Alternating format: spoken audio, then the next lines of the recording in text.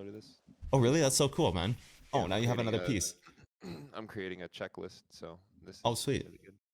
Yeah, no, this should help. I mean, my process was quite simple in terms of I did a very funneled version of, not that I missed anything, but it was like it's a very easy move to see right now. Like we're right at the top of a range. We have Yeah, a weekly trend, and if we're gonna break up, we've got to have polarity moments that break up. Like we have a leg of a move at 31,750. If that gets tested and pulls back, we've now technically have an origin backside that will hold us up in the future. So that'll be a big moment to get over. Like there's nothing left at the top.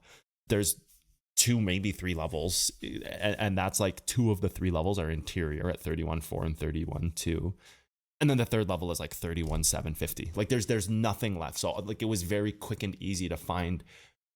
Here's the top of the move. We're looking for polarity because it has to snap that final moment to have its next breakup. And then on the interior, we're creating float. So like, are we moving up still? Yes or no? So it was a very easy way to funnel through what we were trying to find today. Like this process, I think what we did today would be amongst the top 10% or top 5% of easiest scenarios you could outline. So this was like the most simplest version, just because we're like, there's nothing left. We're at the top of the range. There's like one level left. And if that breaks, the move's gone. So, it's not like we had to go into this huge umbrella of decision making for today, but yeah, this was quite simple today, but then it can get extremely advanced when you're starting to go into like the middle of moves and you have to start looking at, if you're in the middle of a range, then you have to look at like larger time frame floats. So what's happening on the larger time frame and what are the current smaller time frames that are bringing you there as well. So again, like I made this simple today, not by design, but just by the natural state of where the markets are. But imagine if you were in the middle of the range looking at 4 hour timeframes, yet there was daily floats on both sides backed by weekly trends that are both compressing against hold levels that are laddering with untested reverses. Like that can start to become this massive, umbrella of things that could happen. So it's not like, this is always this simple, but at least that gives like a good direction, like 1, 2, 3, 4 exterior parts of the move.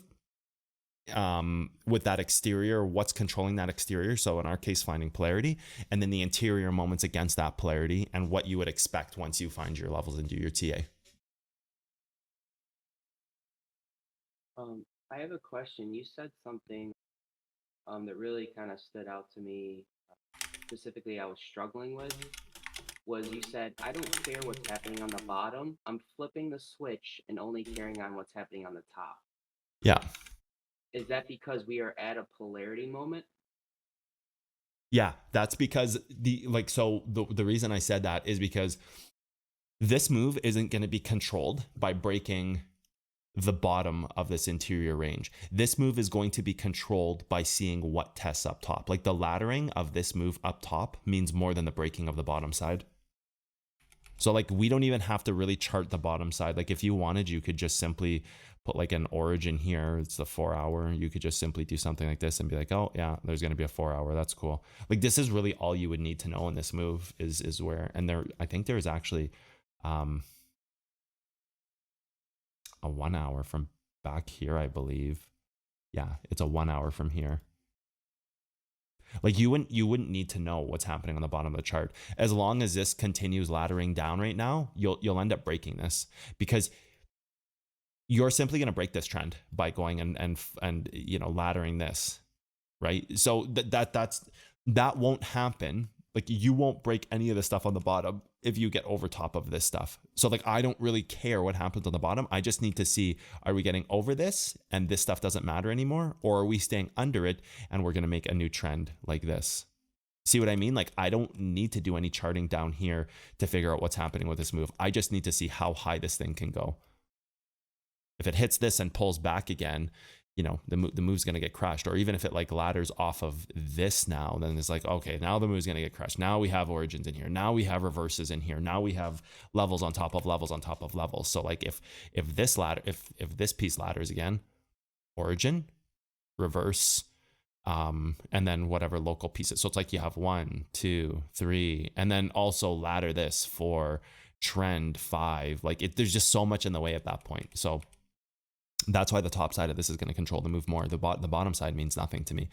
you know, like, and then if we hit this, it's like, okay, now the ladder's extended from here like that, right? Now you've got that interior range, which now I need to see, because then we could come on to this future moment and then get over top of this, and that would break the move, right? Or, you know, maybe it's from here and it goes like this right now, and then hard closes to this, and then, you know, if we get out here somewhere and break that, then, you know, could look like the move is still laddering, but then the move breaks. So like, it doesn't really matter what happens on the bottom right now. It just matters if we're going to continue to move up against these polarized moments. And that's not something I'm always doing, by the way, just ignoring one of the two sides. That's something I'm doing right now because we're back against the wall against polarity. So like, it doesn't, you know what I mean? Like, that's not something I would do all the time. I'm not going into moves and just being like, oh, I don't care about one side because there's another side that's more prevalent. It's the fact that right now we're like against this massive part of the move where, you know, this is trying to still ladder down, and then, you know, hitting this break is, you know, a signal that the move is trying to break up. And then if it rejects it another time, then of course it's an origin, but that's, you know, that's what it's showing you. It's showing you that this will break up. So there's nowhere left to move on the trade. Like there's nothing left. You know, back when you were over here and you're hitting this inverse in here, fine. There's you know, there's still lots of room left. You can chart both sides of the chart, but, you know, at this point, a little bit more up and you're kind of gone up into this bigger stuff. So there's not really a point to chart the bottom side. It's not going to tell us anything, but that's specific to right now. This is something I very rarely do, but also I can recognize it when it's there. I don't need to chart that bottom side. Have an hourly level. That's fine. It was, you know, right here, and yeah, well, there's not much else there. Maybe even this one's a 15. Maybe it went after 15 too. I don't quite remember, but if it did, it probably, I don't even know if this thing is valid anymore. No, it already hard closed. So regardless of if it went after this or not, it wouldn't really matter. It's not going to affect anything. Yeah, just the hourly level down there. That's all I need. And I mean, you did try to ladder this stuff here, and then you made a float. So now if you keep pulling back, you just break the move down. Oh, can you hear me? Yeah, I can hear you. How about now? Is this better? Yeah, that's much better. Okay. I consider it going back to your legacy, global and local. So because we're at, say, legacy polarity, Yeah. that I only care about, that's why I'm only looking on the top, because we're at legacy polarity versus global or local. Yeah, that would be a good way to think about it. Yeah. I mean, that's accurate. I mean, it's not word for word verbatim, but it's accurate, right? Like it's, yeah, you're at the legacy information of the current range, right? Like if this is the range right here, like this stuff in here, and then you're at the legacy pieces of it, the highest parts of it before it snaps. For sure. Yeah, absolutely. I guess there's a cool checklist in a way you could do that as well, where you could identify, okay, what kind of trend are we at, or what part of the move are we at? Are we at a legacy or a global, or just like, are we in this like local moment?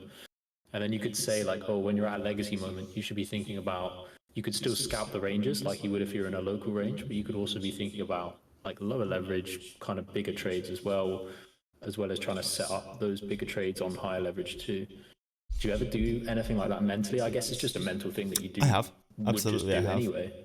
Yeah, absolutely, I have. And then so that makes me in a moment like this want to short more, right? And it just makes me want to hold a position longer, because if you are at the legacy part of the move, if you're going to be at a legacy part of the move, 9 times out of 10, that's just going to pull back until it breaks. Like, like usually what happens in moves is like you're going to see something like this where it, kind of like pulls back, and then, it goes up again to this trend, and then that creates like a local trend like so, and then you're going to have like some inverse moment like that, and that's going to create kind of like a trend like this, and then all of a sudden you just like break this and it just goes like this, and it just goes straight up and through all of it. Like this is like a very common type of setup where all of a sudden you just snap polarity up here from like down into this like little local kind of laddering down here, and you just snap straight up. Like that's when you see like the big moves happen. It'll go up like $10,000 or something like that. So,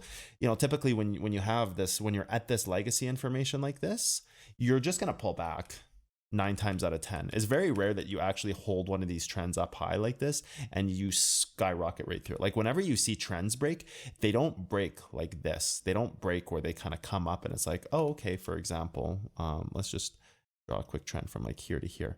They don't come up to trend and just snap over. Usually they pull back and then, okay, so this adjusts to here like that. And then they like hit some bottom of the move and then they just break their trend and rip through everything like that. Like this is not a typical setup where you just kind of hold this trend and then meow, run right up. So it does make me want to take shorts more. Like it does kind of filter my preference. If I was to have a preference in the moment, it filters my preference more towards shorts because it's very rare. It's very rare. And you've already hit this trend like 1, 2, it's been 1, 2, 3, 4, 5, 6, 7, 8, 9, 10 days since you've hit this. What is this? The 21st? And we're on the 29th. So not quite 10 days.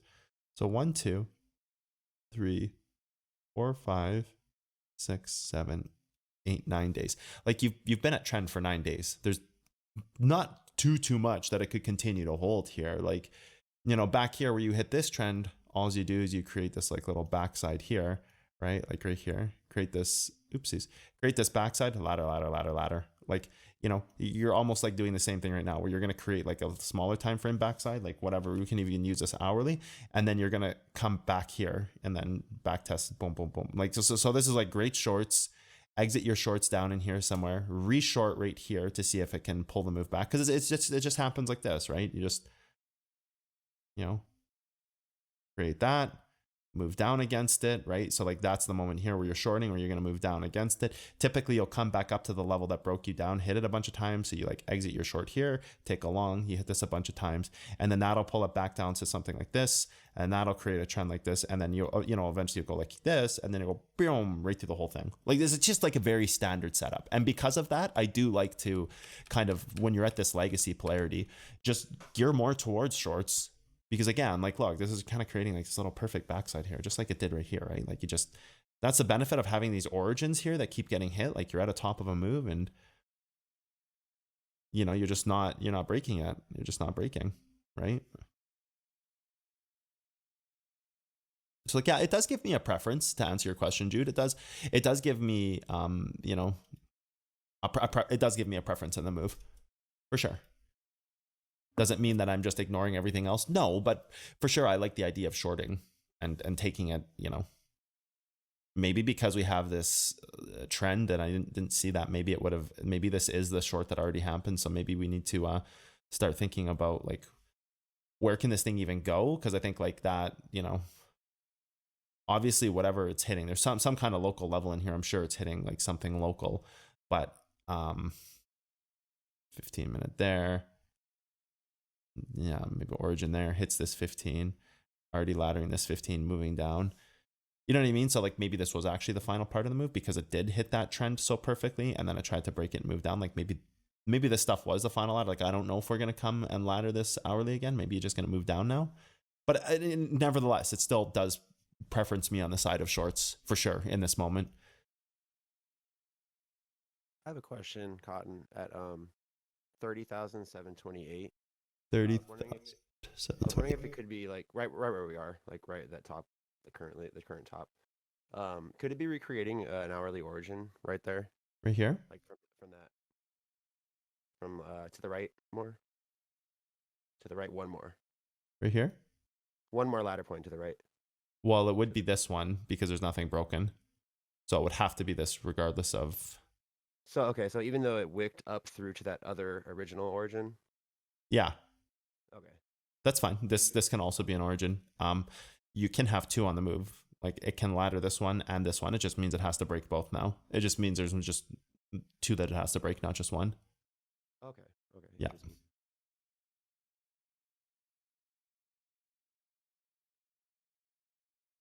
But like, I don't know. I don't even know how useful this one is because what is it?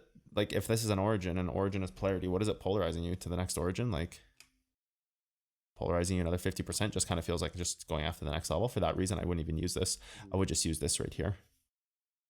I would use that right there and this to reverse it. Would you say if you had like two origins like that, one polarizes it to the other, if that first one creates enough resistance off of this pullback here and just sits there for long enough, would it kind of negate the second one? No, because if it's just sitting there long enough, all you're doing is creating different time frame information on bigger time frames. Like that's the withdrawal of, you know, constantly hitting small time frames is that, you know, you can use them and that's fine, but they eventually end up creating bigger time frames. So small time frames are kind of a two-edged sword where you can use them to get information, but there just comes a point where it's like, oh, well, you just missed a 4-hour hold level, of course, right? So Yeah, like they can kind of become inactive almost. yeah, like I think there's I think there's too much interior sight on that stuff. Got you. And sometimes it happens so fast too. Sometimes you create a 4-hour level and you're so focused on the interior and you just got over or under a 4-hour hold and then you never go back to it. And it's like, oh, and then you check back a few hours later and you're like, what happened? And then you see like, oh, well, we created a 4-hour hold level here and got underneath it. Of course we dumped, right? So like, I think that's kind of blindsides people a little bit when they're too focused on the interior. They forget to go back up and check their time frames. Like they forget to just reset and scrub down time frames again. Yeah, been there. Yeah, so I think that's something that people just don't do enough of, is just resetting to them. Like even right now, just go to the forum and see what's happening, right? Like obviously you got a trend, like get over top of this and all of a sudden, like, would this even matter if you got over top of this 4? Like, I don't really think having that hourly level there would be something that I would be too concerned about. I would be more concerned about, oh, we just gained a 4-hour level off this backside ladder. So now I have to mark this as the next entry for an interior range that'll look something like this to wherever you test it back as a 4-hour interior. And you're so focused on this 1-hour part of the move, but then you didn't see that you just gained this. And it's like, oh, like, which should take precedence in your mind? Moving 28%, it's not even 28, I measured from under it. Moving 22% up or holding that 4-hour level. Like, I don't really know at what point you would say this hourly, I want to short it to what? So like, you're going to take a short here and then it goes like this and stops. Are you just exiting your trade? Right? Or it's like, you know, then you're going to reverse this and go up and above that. And it's just, I don't know how important this would be or what it would even tell you. You know, I think gaining that 4-hour would be a much more important piece of the charts. Yeah, so you'd be looking to ladder below that. Well, yeah, like I just think people forget to go up in time frames. They get focused on, oh, I found an origin, let's break it, but they never check the time frames. Like even here, reversing this move and getting, or not even reversing the move, but just having this move hit here and then laddering to this, I think would be another big moment. So like if this holds the move, that's another big thing, and it's showing you, you know, like your 4-hour held here, it held here. You haven't gained this one yet, so that would be the next one. So then like if you were to move straight down to here now, you pretty much now have to move above this. Like you don't really have a choice. Unless you wick below this level, unless you wick below this and above this, which is a pretty thin, like there's not a lot left there. Like you'd have to wick below this 4-hour and above the other one. You know what I mean? Like you'd have to wick somewhere between these two to use this as a reverse in the future. Otherwise, you're just hitting this again, which is just going to be interior ladder to this hourly. So then you're just attacking the hourly. So like, yeah, there's just not a lot here. So now, you know, with this 4-hour, if you get over top of it, that's what I'd be looking at. So like this hourly, I just don't really feel like it's giving us any information that's usable. It might even be the piece that breaks the move. Like it might even be like, oh, just for some reason, none of that stuff mattered. This caused the pump. I still wouldn't take the trade there. So who cares? You know? So like, even if it's technically accurate, are you taking a trade there? Like, where are you taking your trades? I'm not taking one there. I might take one here on the 4-hour. That would be, I would take that 4-hour. I would never take this one. Let's get that straight. I would never be looking to take any longs other than this level. And I don't even think I would use this 4. Because the next 4 is so high up. Maybe if we go like this and then create like a 4-hour level here, like right here, and then we hit this, I would feel a little more comfortable with that. And then getting above here, like if we created this, then I would feel more comfortable taking this level or slightly under it and slightly above this. Like maybe even I would just take the exact level, I'd look for a combo, or maybe I'd look for an interior break like this break level right here and just take a little bit under it. But if you created this, then I would be looking at that stuff to get into the move. But I just wouldn't be looking at a lot of stuff to long here, to be honest with you. I would just be more geared on the sides of shorts, and any longs that you have, like you're going to break this trend and then you're just going to start moving up. Maybe, I'm not sure. But again, I wouldn't take this trade. It just, for me, it doesn't make sense. Even if it breaks the move, that's fine. but it still has to make sense trade-wise in terms of risk and safety. I have a question, Cotton. Sure. What's up? So you talked about like trying along at this 30,082 level.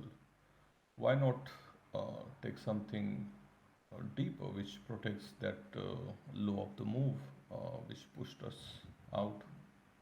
Yeah. Well, I definitely would. Yeah. That's what I was saying. Like, I would more be looking at something like this to take. Like, if I'm going to take this 4, I would see first off, where's the trend and how much deeper we can go underneath the trend. I might even look at something like this to establish the 4 hour. So I might even look at as deep as something like this, right? This 29,893. So I might even look as deep as something like this. And that's what I meant when I said, like, what makes sense in this trade? Like, what, in order for me to take this 4 hour, like, you would have to create a 4, like kind of like right here, so that there's like a pretty close proximity. So you could just, even if you took this, you could still reverse it. So you could almost take this position regardless, hit the reverse, and then still move up and not be liquidated. Like that's a scenario where I would, take the higher part. But for now, I would, like, if I was going to long, which I wouldn't be longing in here, it would be off of this level probably. I'd have to see, what happens before we get there. But right now, what I'm looking at on the charts, it would be this right here that I would take. And obviously I wouldn't take the hourly. It's not worth missing the trade over. I would actually go 29,905 here. Or I would go something like inside of here. So I'd go like exactly what I was asking. Maybe here, like 29,620 or something like that. Or maybe like 630 or, something a little higher. Like, whatever. Let's just delete this stuff here and just so we have a price tied to it. Like 29,598. Nah, I'd go a little higher. I'd go like 620, something like that, just so you can still create an interior trend.